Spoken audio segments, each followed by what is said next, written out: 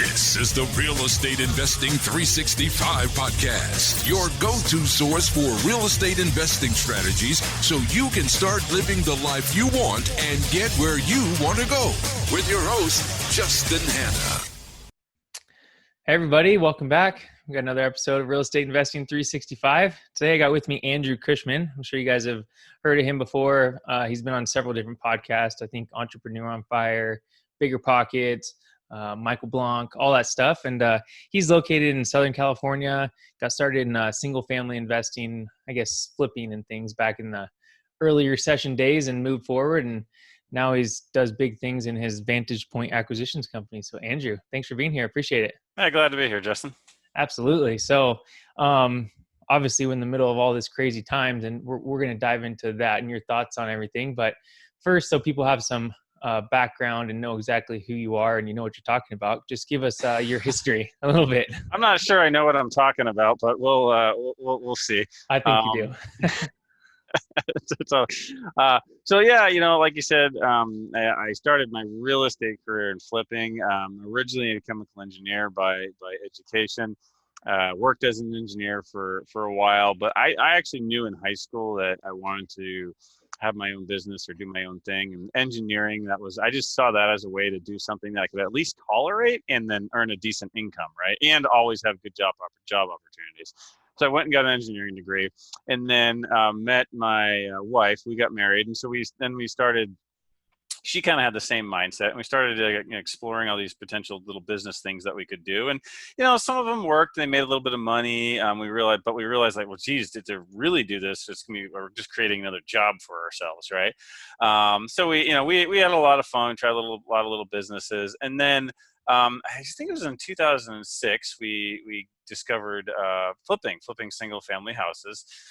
And we realized, like, okay, this looks like it's something that we could make work. And I was a chemical engineer, and so talking on the phone wasn't exactly my strong point, right? I found out later, after the fact, that whenever my wife, when we were dating, when she would call me, she would have a list of things to talk about, right? Because I was so terrible on the phone. So that was her way to make sure the conversation kept going. So then we go into trying to flip houses, and what that involved was me cold calling people in financial distress or foreclosure and saying, "Hey, I understand you're in a difficult situation. Is there any way I can help?" Right? And that's generally not the easiest conversation when a stranger calls you. You've got financial problems, and a stranger calls you and wants to help, right? I mean, that's not the easiest conversation. And then not being an engineer, not being really good on the phone. It took me over 4,500 phone calls to get my first deal, right? And so, like, I'd make a call, my wife would be sitting there, and she'd listen, and I'd hang up. She'd be like, "Okay, honey, that was good, but on the next one, try this," right? But we eventually did get a deal, and when we sold it, I basically made off that flip what I did at my job. And so, all right, this is it. If we're ever going to leave the regular corporate world and go into business for ourselves, this is our opportunity. So I did. I quit and went into flipping full time. She quit a couple of years later. 2009 and 10 were really good years for that business. And after 2009, we said, hey, this is great, but it's not going to last forever. What's the next big thing, right? What's going to be the next big cycle? Well, we're coming out of a recession, so that means we're going to have household formation. That means we're going to have a decrease in unemployment. And half the country just got foreclosed on, so they can't buy a house for another 7 years. So that means they're all going to become renters. So we said, ooh, apartments, that's going to be the next big thing. So we went and found a mentor to help us learn the apartment business. And then in 2011, went out and purchased our first apartment complex. We syndicated it, meaning we brought in investors to fund it. Went and bought a mostly vacant 92-unit apartment complex in Macon, Georgia. And we've been doing apartments full time ever since. Done a little over 1,800 units, and it's been a great ride. We've really enjoyed it. Wow, that's crazy. So there's obviously a lot to dive into there. So talking about not liking to talk to people, 100% am on your side with that. I'm not an engineer. I'm not that smart, but I work, by myself a lot in construction field or whatever on power lines, as my audience knows. And so I'm by myself all day long. So like starting a podcast or just getting out there and networking was seemed extremely difficult for me, but that's one thing. It just gets better, right? I mean, you just got better at it. And obviously now you've been on tons of podcasts and you talk to people all the time. So that's just a little tip for anybody that's scared. Just do it. And hopefully you don't have to do 4,500 phone calls. Yeah, hopefully most people get it quicker than that. So that's the Yeah, the for sure. upside. So when you first started calling all those numbers, where did you get the numbers to call? Like That business has dramatically changed since we were in it. So that was, that was 2007. So we're talking 13-ish years ago now. It was a combination of just like whitepages.com, kind of online skip tracing, go knock on the door. There was a lot of that. In some cases, if you'd find a family member or something like that and get the number that way. But nowadays, I think and I haven't been in the single family business for a long time now. But now it seems to be almost flipping seems to be more almost a technology business, because the guys that I listen to, they've got call centers and they've got, they're doing Podio and all this sophisticated skip tracing and list sourcing and all that kind of stuff. So we did it really kind of manually. But I also got really good at getting phone numbers in person, right? So I'd go knock on a door and, not the person I was looking for would answer, and I'd have a little conversation, and then I would just say, "Oh, okay, well, I'll call them later. Could you give me their cell?" And then I actually would have a little piece of paper and I'd on a pad, and I'd look down, I'd kind of like brace on my thigh, and I'd have my pen sitting there ready, like, so I'm not looking at them. My pen is right there. So they felt obligated to give me the phone number. Yeah. And the vast majority of time they would. Wow. So like we would do stuff like that to get the phone numbers. Whereas, like I said, now I think it's an entirely different business. So Yeah, but I'm sure that would probably still work. Maybe, like your conversion rate would probably be much higher. oh, our conversion rate was very high that way. Yeah, very Yeah. high. And that's even harder for people to do, is to like go knock on doors. I've like done some door knocking and it's miserable. Like I really don't like it myself. I'd rather just call somebody or hire a VA to call them now, but Well, and that's largely what it seems like people do now. Is hire a VA, and you've, like I said, the business has grown up since I was in it. So yeah, for sure. So you realized at that time that the market was changing and you guys wanted to get out of that and into multifamily. What was some of the reasons why, like, you knew it was changing, but was there other reasons why you just wanted to get out of the single family space or flipping space?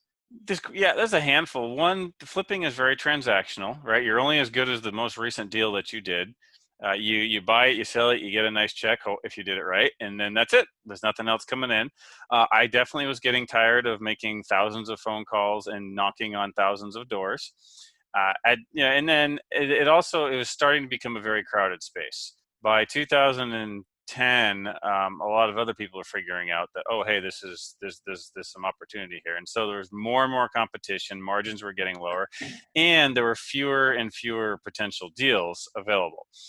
So that was one reason. And then on the other side, when we looked at, okay, what's the easiest way to scale? And that's, well, hey, we can go buy 92 units at once instead of doing one here, one here, one here. So with apartments, you have scale and efficiency that you can't achieve with single family. I shouldn't say you can't achieve. It's much, much more difficult to achieve with single family. Yeah, for sure. And I know you haven't been in that in that field for a long time, but when you were doing it, how were you funding all the deals? Like, did you just pay cash for them? You had extra money, and as you just bankrolled the whole thing, or how did you do that? No, we definitely did not. In fact, so most of our single family flips were subject to, meaning we would take over the existing. So the person would sell us the house. So let's say they sold it to, we'll use round numbers. Let's say they were selling us a condo for $300,000, right? And they had a mortgage for 200. Well, we would just take over the making payments for the mortgage. When escrow closed, they get $100,000. They're good. They walk away. But that mortgage in their name was still there. And then we would just make the payments on that mortgage on their behalf until we sold it, right? So that means that was $200,000 that we didn't have to figure out how to come up with, and that's just called subject to. It is 100%. Just Google. It's 100% legal, and it's actually one of the easiest ways to buy single family real estate. And actually, it benefited the sellers because one of our promises is we were never late on a mortgage payment. Right, so they had actually started to rebuild their credit, because instead of getting a foreclosure, their credit report would show that they brought the mortgage current, and then they made payments for 6 months, and then it got paid off. Right, so their credit was actually partially saved by us doing it that way, as opposed to them going to foreclosure or just paying it off or something like that.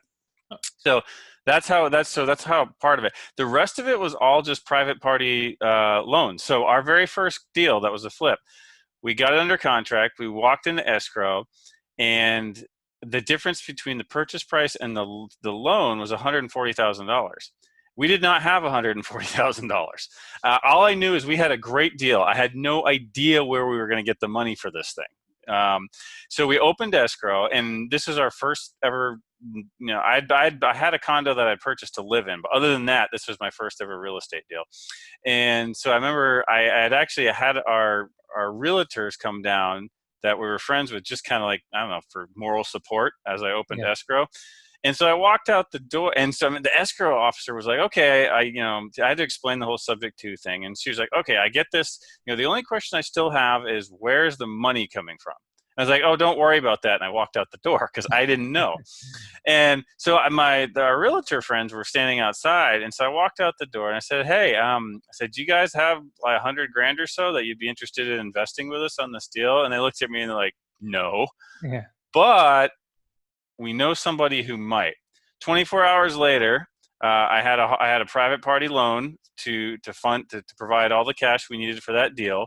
And then that guy probably funded 60% of the deals that we did. He was a local broker, single family broker, who owned a Century 21 office and had plenty of cash, and he knew the market, and he knew they were good deals. And so I would literally just walk into his office and say, hey, we're buying this property for this. We need 150. He'd be like, okay, cool, done.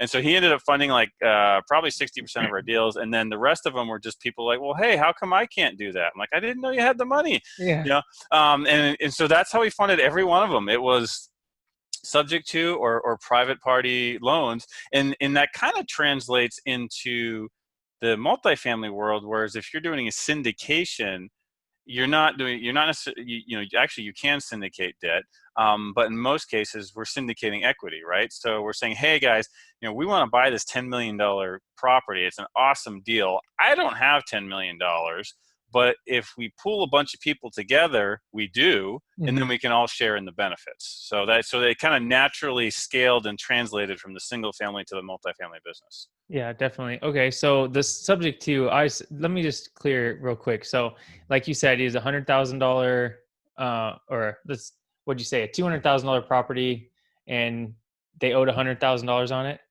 Yep, that works. Okay, so you would just give them $100,000, and then the bank would let you make the payments in their name for the remainder of the $100,000 loan balance. Well, basically, yes. The thing is, and you don't even tell the bank. Especially in the middle of the Great Recession, if the banks were getting paid, they didn't care. And sometimes I actually would call. I would tell. Like if I needed to contact them for some reason, I would tell them. I mean, but there was no need. You didn't need to. In order to do subject to, you don't have to get the bank's permission, because here's the legality of it is it's a contract issue, right?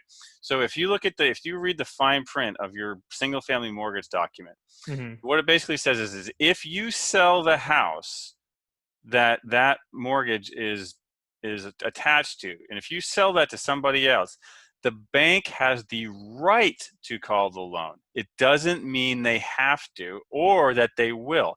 I have actually never seen it happen. Every single time we did, I don't even know how many subject to deals we did, and not once did we have a bank try to call a loan or fight with us or anything. They were just they're happy to get the payments being made. Works different in the commercial world, but in the single family world, it's a contractual right, meaning there's a due. The bank can say, it's called the due on sale clause, right? The bank can say, oh, you sold the property, we want our loan paid off, right? But they typically don't. And so what we would do is we would just, the easiest way is we would either just mail a check, or we just create an online account and just pay online. And, typically we only had it for 3 or 4 months max. And so, we just made the payments, and then when we sell it, we always paid off the loan. We said, we always told the seller, hey, we will pay this off in a few months. Mhm. And so we always did. And so we did that. So. Okay. So $200,000 house, they owe 100 grand. You say, hey, we'll give you 200 grand for it. So you give them the 100,000, but then you don't even tell the bank. You just keep making their payments. You fix it up. You sell it for 250. You pay off the remaining $100,000 balance to the bank. Yep. And then all of a sudden at close, there's an extra 50 grand between the 200 and the 250. You got to keep the 50 grand. The seller goes on their way. They got, their credit better and the house paid for. Yeah, well, and the seller's already gone on their way, right? Because they, when we bought it, when you buy it for 200, they're getting their 100 right then and there, Mm-hmm. right? The only difference is the only difference than your typical, let's say, Justin, you hire a realtor and you're going to go buy a new house to live in, right? And Yeah. then you get it, and then you get a mortgage and all that. The only difference is this time the mortgage is just in place already, and it's in somebody else's name. And so, if we're buying it for 200 and the mortgage is for 100, if a normal person were going to buy that house, like, so if Justin, if you were going to buy it to live in, you'd come in with a down payment and a new mortgage, and then that old mortgage would get paid off. And what we're doing, and what we used to do, is we just say, okay, we're just going to keep that mortgage in place. That way we can close in like 10 days. And then we'll just, the seller got all the difference between the purchase price and the balance. And they get all that when we close. The mortgage stays there, and then when we sell it, yes, we pay off that mortgage, but the seller's already gotten all their cash and everything. The only thing the seller, the original seller, is getting at that point is the benefit of the fact that we made payments in their name for a few months. Right, and the title company would just transfer the title into your name, and there would be some kind of contract saying that you've bought the property, keeping it on with the old mortgage company, and then it's just called, it's just a subject to purchase is what it's called. Basically, you're buying the real estate subject to the existing liens and encumbrances. Yeah. Okay. I just wanted to clear it up, just because sometimes it's confusing, a little bit confusing for me. Even I've never done it, but I've heard about it a million times. Okay, so that makes sense. So you do all that, you move into multifamily, and you said your first deal was in Macon, Georgia, 92 unit property that was pretty much vacant. Why did you choose Macon, Georgia? And then why did you choose almost a fully vacant property? Well, first of all, I would say today I would not choose either one of those two things. So it's Macon, Georgia. It's right in this kind of right in the center of the state. And candidly, that was our first one. We were a bit naive. I'm sure the broker smelled that too. And so it was a deal that was within a range that we felt like we could take, but we could raise the money for to be able to do. Yeah. And really, it wasn't that we were looking. So what we did, we just knew we wanted to be in the Southeast in general, because the demographic trends were and still are to this day very, very strong and very positive for the Southeast. Today we have very stringent screening requirements as far as types of properties, submarkets, median income, lots of parameters that dictate where we will and will not buy. Back then we didn't have that. We were just looking for our first apartment deal. And so Macon is, kind of a flat city as far as growth goes. And then, the property, I would never, ever tell anyone, go buy something that distressed for your first deal. That was probably the most stressful 6 months of my life, and I probably took 2 years off the end of my life. It was rough. I mean, an incredible learning experience.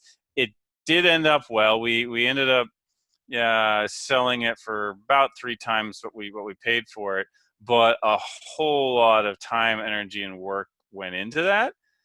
So again, it wasn't, that first deal was not strategic. It was more just kind of like, oh, hey, we want to be in the Southeast, and that deal came up, and it's like, oh, okay, we can buy it. And we floated it by our mentor, and he drove it. He's like, yeah, okay, yeah, that should be okay. And So we did it. Today again, I wouldn't buy that, but it was more of like, we've been looking for 6 months and we can do this deal. So did you find it just on LoopNet or online, or you had contacted a few brokers and one of them brought it to you? That's a good question. So nowadays, everything we do is private through broker relationships. Mm-hmm. I think we did find that one on LoopNet back in 2000. I think we found it in 2010 and bought it in 2011. Okay. You mentioned that you got a mentor.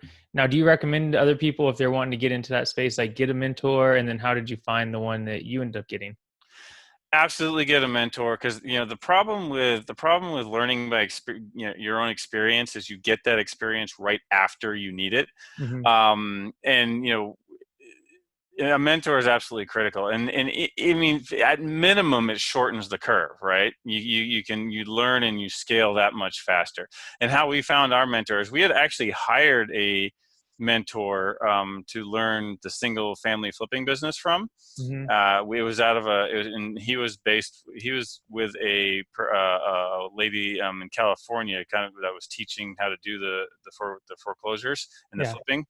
And so when we decided to go into apartments, we just asked him, and we said, hey, we're thinking of doing apartments. Do you know anyone that we could talk to about helping us out with this or whatever? And he's like, actually, I do. And so he connected us with a guy who had already done about 800 units. And he agreed, we hired him. And so he agreed to help us out basically became our coach and mentor for a year. And then we actually got along so well that after that ended, we've done 5 or 6 deals as partners together since then. So. Okay, cool. Yeah, I've heard a lot of people anyway, say that they definitely recommend getting a mentor, but it's kind of hard to find. I mean, I guess it's not hard to find, but it's tricky to find like really good ones nowadays, because it seems like there's like thousands of people out there. Just everybody, as soon as they've done a couple of deals, they want to start mentoring. I guess I mean, I started a podcast just because I did some stuff too, but I'm not answering the questions here. I got the experts answering the questions. So. That actually, it's funny you mentioned it. That actually is an important distinction, right? But yeah, it's definitely trickier nowadays. But I mean, and the thing is with mentors, it doesn't have to be this official thing where you hire somebody or you meet somebody and like, will you be my mentor? I mean, it's like if you're single and you're dating, you don't meet somebody and you're like, oh, hey, well, you right off the bat, you don't say, hey, can we start dating and see if maybe we want to get married someday? I mean, that you don't start there, right? Mm-hmm. No, I mean, if you're just signing up for someone's program, then maybe that's what it is. But a mentor can also just be somebody that and look up to, that you can call once a month or every couple of months, right? So at this point, I have a lot of people that are far more knowledgeable and experienced than I am, and that I look up to and that I respect, that I would consider mentors, because they have that status, and I can just call them and say, oh, hey, what are you doing on this? Or what do you think about this? But if you were to ask, that person, oh, hey, are you mentoring Andrew? They'd be like, no. Yeah. But so it doesn't have to be this formal fancy thing. In fact, really the best mentorships develop naturally. Mm-hmm. And you do that by just getting out and networking and meeting people and talking, because there's going to be people you just naturally connect with. And those are going to be the best relationships. And then also you try to figure out how you can add value too. And that's really the best way to go about it. But with that said, there are some decent educational programs out there that can help you get a jump start, and at minimum get a good base knowledge in, right? Mm-hmm. Yeah, definitely. And people probably get sick of hearing it, but literally every single show it comes up that networking is like probably the most important thing you do. So if you're new to area or whatever, just like you have to get out and just start talking to people, or whatever area of anything you want to be into, you need to meet people in that space and just become friends. Don't be that weird guy that's just like stalking and saying, help Yeah. me, help me. Like, I don't know what to do on this. Like, you have to like put some effort forward and do stuff on your own. But when you get into tough spots, say, hey, I know you know what you're doing, like, can you like answer this question just try to be nice and personable. And you bring up a good point. Have specific questions. Don't walk up, say, hey, how do I get started in real estate? Because that shows that you don't have enough initiative, Yeah. because that question has been answered a billion times on Bigger Pockets Mm-hmm. and all kinds of podcasts. Now, if you say, hey, and so the difference is if you walk up and you say, someone explain to someone, hey, like, here's my situation. I was thinking of doing this. Do you think that's a good way for me to get started in real estate? That's a good question. That's a good way to phrase it. But just, oh, hey, how do I get started in real estate? That you're wasting anybody's time, because again, that information is out there all over the place. Yeah, definitely. I've helped, like you said, like I'm not a mentor to anybody, but I've definitely helped several friends like get into real estate investing, buy their first 1 or 5 Well, then you properties. are. Then you are. Yeah, and so just because I happen to know more than them, and I've done it like more times than they have so far. So, but I definitely have a lot of friends that Sorry, hi, I'm on a show. Go outside. Sorry about that. She's woke up from her nap. Mom. Yep. But anyways, what I was saying is I have a lot of friends that have, or not maybe not friends, but people have asked me like, how do I get in? I'm like, listen, you got to go do all these steps first, and then when you get to a stuck spot, like ask me. And I've had friends that have done that, and they've come back and said, hey, I got to this point in the contract, and the contractor said he's going to put in this SEER rating HVAC system, and he's not, and I don't know what to do now. Okay, I'll help you with that specific problem, because I've dealt with it before or whatever. But definitely understand what you're talking about with the mentorship. I wanted to kind of, normally what I would do is kind of dive into that first deal and then some of the other deals, like how you funded it and all that stuff. But I think I kind of feel like there's such a big difference between 2011 to 2016 to now. Like Yeah. the whole world was just different, especially in multifamily, because so many people got into it. So, what do you think the differences are? The biggest differences from if somebody wanted to get into multifamily now versus 6-7 years ago, and what do you think is going to happen in the near future? Uh, I mean, yeah, in 2009, 10, and 11, deals were very easy to find. You basically could just say, yeah, I want that one. But they were very difficult to fund. Mm-hmm. And then towards, 16, 17, 18, 19, it was the opposite. They were very easy to fund, but really good ones were hard to find. At the moment, as of early May 2020, the market is really on hold. There's very little going on transactionally. CMBS loans are gone, temporarily, of course. Bridge lending is almost gone. The agencies are still lending, but when I say agencies, that's Fannie Mae and Freddie Mac. They're still lending, but their requirements have gotten much tougher. And lenders and buyers don't know how to underwrite deals right now. Mm-hmm. What rent growth do you assume? What do you assume for an exit cap rate? And are collections gonna drop 10% in the next few months, or 20%, or 30, or in fact, I know of some properties that, fortunately not ours, but that are down 20% already. And so, how do you factor that in? And again, and the thing is nobody knows exactly how this is going to play out. We have had pandemics before, but not recently in this country. Not in the last 100 years. We've had big recessions, but we've never had the government step in and just shut the economy down. Mm-hmm. No one's experienced, we've never seen that happen. So we don't quite know how this plays out. And then we don't know how the virus itself plays out. It seems like the most likely scenario is, unfortunately, we do end up in a probably pretty significant long-term recession. I've seen estimates of long-term unemployment being anywhere from 8 to 15%.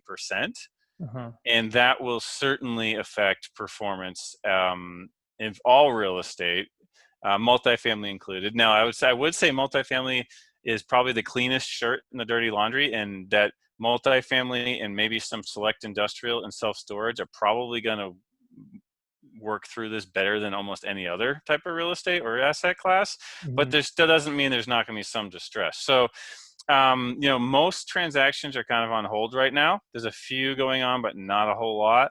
And then there's developed a gap between what sellers are asking. They're still in the mindset of a few months ago, and what buyers are offering, looking forward to where everyone is concerned things are going to go. So that's another reason transactions are on hold. I expect more deals to start getting done towards the end of the year and beginning of 2021. And it's in that sense, it's a great time to get into real estate, because you get educated now, build your network, build your list of investors, create the relationships you need, and be able to take advantage of what's probably going to be some significant opportunities coming up, starting maybe early 2021. So Yeah. I have two things to say to that. One, I hope I don't forget the first one that I wanted to bring up, but what you mentioned here is like the difference between sellers wanting a certain price and buyers are at a different price. I totally see that in our small little business that I help operate up in Idaho, is that we call a lot of distressed sellers and stuff. And our main goal is obviously to buy and hold as many of the properties as we can. But everybody, because it was so hot there around Boise in that area, everybody is looking to get that price that they're going to get in January. And it's like, well, me as a buyer, especially if the numbers don't quite work and I just want to sell it and wholesale it or whatever I'm going to do with a single family, it's very hard to get deals done, at least for me, maybe because I'm not that good at it, but because everybody's wanting that old price that they just knew 3 months ago, which isn't even that old of a price, but such drastic things have happened. It's like, man, I don't really know what's going to happen in the next 6 months. So I want to put in a big buffer, for that. So I definitely see what you mean, but I wanted to touch on, why do you think it's going to be a recession, like a kind of like prolonged recession? Why do you think that? Cause I've heard other people say, oh, they think it's just going to come right back possibly, but why not? Well, even first of all, I mean, the virus is not going away. We're going to be dealing with this on a rolling basis for at least 12 to 24 months. Even if we do get a vaccine by the end of the year, which is incredibly optimistic timeline, still has to be, you know, um, distributed, and it takes a while to, vaccinate 7 billion people, or even 300 something million here in the United States. So the virus itself isn't going away. We're probably looking at waves of shutdowns coming and going across the country for the next year. But even if none of that were to happen, there's a vast amount of damage that has already been done, and it's in the process of rippling through the system. And if you go back to the Great Depression, that changed the mindset of the culture for a long time. And our cultural mindset has been changed already. People who live through this will have a changed mindset for a very, very long time. For example, they recently reopened a lot of the restaurants in Georgia, and then we have a lot of our properties there. And in talking to our property managers and saying, hey, how are things going out there? What is life like? Just because they opened the restaurants doesn't mean everyone's ready to go back to them. Yeah. Right. There's still just a few people in those restaurants, because no matter, there's a certain percentage of the population who's like, whatever, I'm not worried about this. And then there's gonna be another percentage of the population who is like, I am not going to a restaurant anytime soon. I'm certainly not going to go to a baseball game, or, a stadium or a concert. So there's a mindset shift. And then again, I've heard that up to 35% of small businesses, which provide the majority of jobs in this country, are all gone for good, right? Yeah. They're not going to be. They're not. And I've received a lot of emails on my inbox already. Hey, going out, all inventory 70% off, going out of business, closing our doors. I mean, I've been getting those emails. Those businesses are gone for good. Now, in the U.S., we're an entrepreneurial nation. Eventually, when things, we'll turn things around, and new entrepreneurs will come in and create new businesses to fill those gaps. But that's not an overnight thing. That takes a couple of years. That takes time. So when you look at listen to Sam Zell and Bill Gates, the IMF, all the really large, sophisticated investors and groups, unfortunately, are predicting a severe recession, probably worldwide. Well, and yeah, one thing too is like honestly, most of America is not very smart when it comes to finances. So this is a story. This is funny. My buddy, my coworker, was just telling me this yesterday's. He went to buy a new motorcycle for him to follow around with his kids, like a dirt bike, Mm-hmm. And it was just like a small little dirt bike. Well, the one he wanted is like a very normal little Honda that everybody in the world could buy. Yeah. There was only one left in the entire state of California, supposedly, that he could find. He called like 15 different dealerships around the state because the dealer said is people have been coming in and just buying them. And it's probably because they got the stimulus check and they didn't want to pay their rents anymore because they're like, oh, I don't have to pay my rent, especially in California. And people were just buying up toys like left and right, like these little things. So that's probably going to run out. So the stimulus money is not going to go anywhere, maybe. And then they're not going to pay their rents, and then they're going to, who knows, foreclose on their house, and then it's just like a trickle effect. But no, I definitely understand what you're saying there, and I guess it's kind of hard for me to understand because my life hasn't changed that much yet, so it's hard for me to see the outside and understand really the economics from a broad picture. Yeah, there's a lot of especially on the macroeconomic level, there's a lot of disruption. There's damage that has just its damage is done, and it's just in the process of rippling through the system. So Well, and you think about the stock market, I feel like this is exactly why I think the stock market's just a game. You know what I mean? Like, I feel like they're artificially propping it up on purpose right now to keep it like people from losing their shit, really, because the stock market's like not even that, it's been rallying. hmm I don't understand how that happens. um, it's probably a bear market rally. If you go back to 1929 and 1937, when you had the crash, those two big crashes. There were actually two of them in the Great Depression. There were, I think it was the 1937 one where the market, had a huge decline, like we just saw, and then for 5 months it went back up and recovered like 60% of what it dropped, and then after that plunged again and went new lows, and eventually ended up being down something like 90% from the highs. Wow. So in the same thing, if you look at 2008, the market sells off violently and then typically has a significant rally and then rolls over and either tests the lows or prints new lows later on. So I think the average bear market length is like 13 months or something like that. It's very, very, I mean, it's typically not a 2-month deal. Right. I think I believe the current rally is just kind of, hey, everyone's got their stimulus checks, summer's coming, we're opening back up. No one's really thinking past July Yeah. and realizing the structural damage that has already been done. So Yeah. again, and not that I mean, we will make it through. We will come back out the other side. Every day that you're in a recession means you're one day closer to the next expansion. And there's going to be a lot of really good opportunity on the other side of this, but just be careful not to underestimate how rough the road might get between now and then. Mm-hmm. Cool. Okay. Yeah. And you guys will hear it on other episodes. I think one with Tim Rode and coming up with David Osborne. They said, if you have the ability to sell some of your assets right now, just get out even if you can like break even, is what both of them said.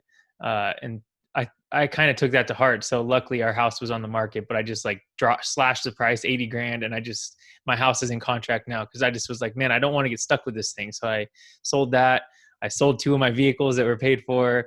I sold a bunch of stock. I'm just trying to keep all the cash that I have just to be ready, just in case. Well, and what that does two things. Number one, that makes it so that increases the odds of you surviving. Mm-hmm. And then two, it increases the odds of you thriving on the other side, because when we're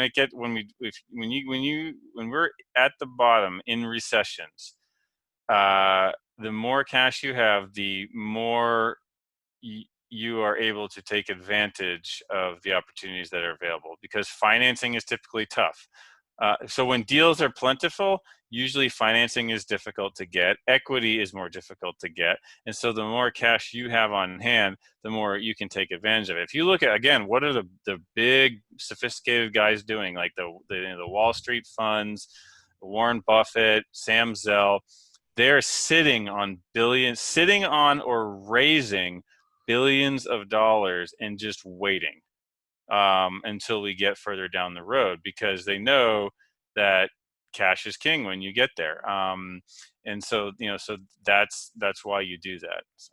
For sure. Okay. Well, before we move to our last little spot right here, what are you doing to prepare for this next upcoming? You kind of probably stopped buying deals. Is there anything specific that you're doing or looking forward to over the next 12, 18 months? Well, one, we're making sure we're maintaining all of our relationships, and we actually do have a deal under contract that we got under contract kind of right before this started, and it's on. We basically put it on hold for a couple of months, and we're just gonna until we kind of get a better feel of where things are headed, and then we're gonna need to renegotiate price and terms. And we really like the asset. We really like the market that it's in. In fact, we already own something there, so we know that market really well. So, if we can get the terms and price adjusted, we may go ahead with that one. Other than that, we're still looking at deals, but we're definitely not being as proactive as in looking for them as we were up until this, simply because we think the bulk of the opportunity will be a little bit further down the road. And we're not worried about missing missing deals, because on the way up, it's always better to sell a day early than to sell a day late. And when you're headed down, it's better to buy a day late than to buy a day early, right? If you go back to the last recession, there were properties that were coming up as distressed assets in 2010 and 2011 because someone bought them in 2009 thinking they were getting a great deal, right? They were getting a great deal compared to what it was 2 years ago, but the problem was is it still had a long ways down to go. And so, so what we're doing is we're going through, again, we're maintaining relationships. We're internally trying to improve our systems and procedures, and just and laying the groundwork so that when the deals are more plentiful, we can do a greater number of them. We're looking at doing things like maybe creating a fund where you can just buy number of properties and put them into one fund. But I mean, if I was just starting out and I was going to try to get into it for the first time, I would look at this going, wow, this could be the opportunity that I was waiting for. Because if you listen, what is everyone's number one complaint for the last 4 years? Oh, I can't get a deal. Oh, there's no good deals, right? And I mean, it was legitimate. It was really hard to get or even to make a great deal. Well, that's changing, and it's changing rapidly. So if I was getting started right now, I would. And everybody says, if I was only to go back to 2010, I would make it millions of dollars. Well, we'll see how many of those people actually make millions of dollars from this next. Yeah, well, yeah, exactly. Now is your chance, right? Yeah. So, start forming those investor relationships. Start lining up your capital so that it takes a little while to do that, anyways. I mean, you don't just sit around and wait and like, oh, cool, real estate's on sale, I'm going to get started. Well, by that point, everyone else is going to be ahead of you. Mm-hmm. So yeah, do that and start looking at deals now. Okay, yeah, maybe you're probably not going to buy it, but you're going to be able to learn and track the market. And when you start seeing really good deals, you're going to be able to recognize them that much easier because you looked at 1,000 bad deals before it, right? And who knows? Again, you still can get good deals even now. There's no such thing as a bad market, only a bad strategy, right? So you just have to kind of adapt what you're looking for. So this actually, yeah, for everyone who's been super frustrated the last 4 years about not being able to get deals, now is probably going to be your chance to jump in. And I would use the next 6 months, if you haven't already started, to start building out your equity and your relationships, start looking at deals, get educated so you can take advantage of it when it comes. Yeah, sure. Okay. Well, we'll move to our last couple questions, which kind of plays in nicely to that. If you're just getting started, is what's your favorite way to learn about real estate and start looking at those deals or learning all that stuff? Is it podcasts, mentorship, books? Like I know people could just do everything, but people like direction. Like what should they go do? Yeah, I still, as far as continuing education, I'd say that for me, the vast majority of it now is either talking to other people I know in the business and podcasts. So like, so if you're getting started, you may not be able to call somebody who's done 8,000 units, but you can listen to a podcast where they're on there answering questions, right? Mhm. So that's really, I would say, for currently it's podcasts, and then granted, all this stuff is on hold right now, but it used to be, going to various conferences and meeting people and talking to people. I mean, that will eventually come back at some point.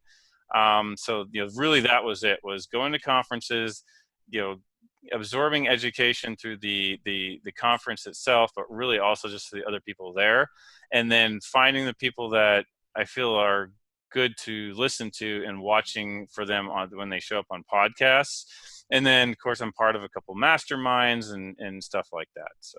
Okay. And my next question is usually like your favorite software, something that makes life easier in your business or anything. But I want to kind of change it a little bit and ask, what's the best place for people to like, how do they look at these deals? How do they start analyzing deals just to be ready? Should they just go on LoopNet and then find the deal and ask for the financials on the property, or contact brokers? How does somebody start analyzing deals? That is a way to get started. So if you're just getting started, pick a market you want to be in, and then you can get on LoopNet and you can basically find out who has the listings, and then you call them up, you talk to them, they send it to you, you analyze it, and then you call back and say, hey, thanks for giving me the information on this. I took a look at it. It's not a bad property, but here's why it's not a good fit for me, right? Because I Mhm. mean, it's true. It's pretty rare you're going to find a good deal on LoopNet. Not impossible, but rare. So you can use LoopNet as a lead source for brokers and listings. But really, and even now though, a lot of the stuff never even makes it to LoopNet. So you can go to the major broker websites like Marcus and Millichap, Cushman and Wakefield, Arcadia, CBRE, Colliers. I mean, there's lots of them. Go to their sites and look for the listings that they have in whatever markets you're interested in, and just find those, and then start talking to the brokers. As far as like analyzing, actually Michael Blanc sells an analyzer that I've heard pretty good things about. So, as far as like if you feel like you need to just go buy an Excel spreadsheet or something, and there's a few other guys out there that sell them. But yeah, that's it. Pick a market and then go to either LoopNet or the broker sites, find the listings, and start making phone calls. Okay, right on, Andrew. Well, where can people find out more about you or what you're doing or anything like that? Yeah, probably the easiest. If you Google, if you just Google my name, a lot of the podcast stuff comes up. You can reach out on Connect on LinkedIn, Bigger Pockets. If you actually want to, possibly have a more in-depth conversation, the best way is just you can just Google Vantage Point Acquisitions, and it comes up with vpacq.com. There's a contact us button on there, and then that'll send us an email, and connect from there. All right. Andrew, thanks for the great conversation. Hope people learned a little bit. I learned some. So hope you enjoyed it also. And thanks for being here. Appreciate it. All right. Yeah, thanks for having me on, Justin. All right.